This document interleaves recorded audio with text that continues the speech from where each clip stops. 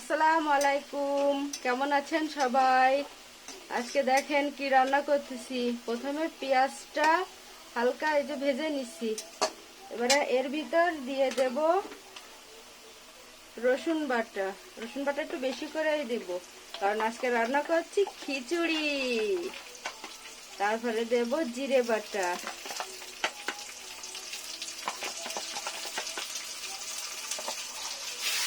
সুন্দর করে দিয়ে একটু মিশিয়ে নেব।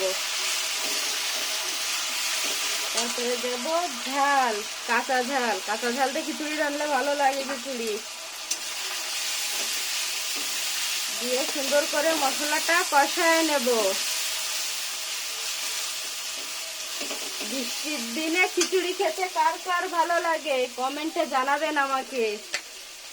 আজকে শুক্রবার, সারাটা দিনই বৃষ্টি হচ্ছে, এই জন্য রান্না করছি খিচুড়ি। পরিমাণ মতো লবণ,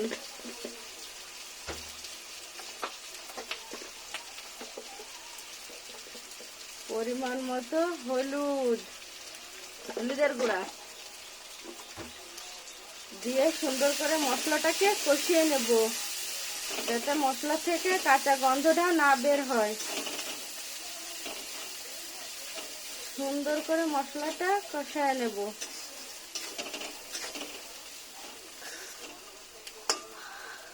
এবারে এর ভিতর দিয়ে দেব চাল আর ডাল একসাথে করে।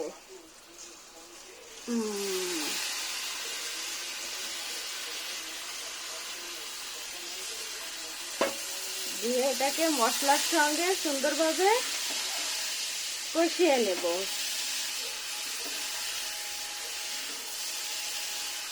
এই বৃষ্টির দিনে কার কার খিচুড়ি খেতে ভালো লাগে অবশ্যই আমাকে জানাবেন কমেন্টের মাধ্যমে। আর আজই আমাদের এখানে চলে আসুন খিচুড়ি খেতে। সবার খিচুড়ি খাওয়ার দাওয়াত রইল। আল্লাহ হাফেজ।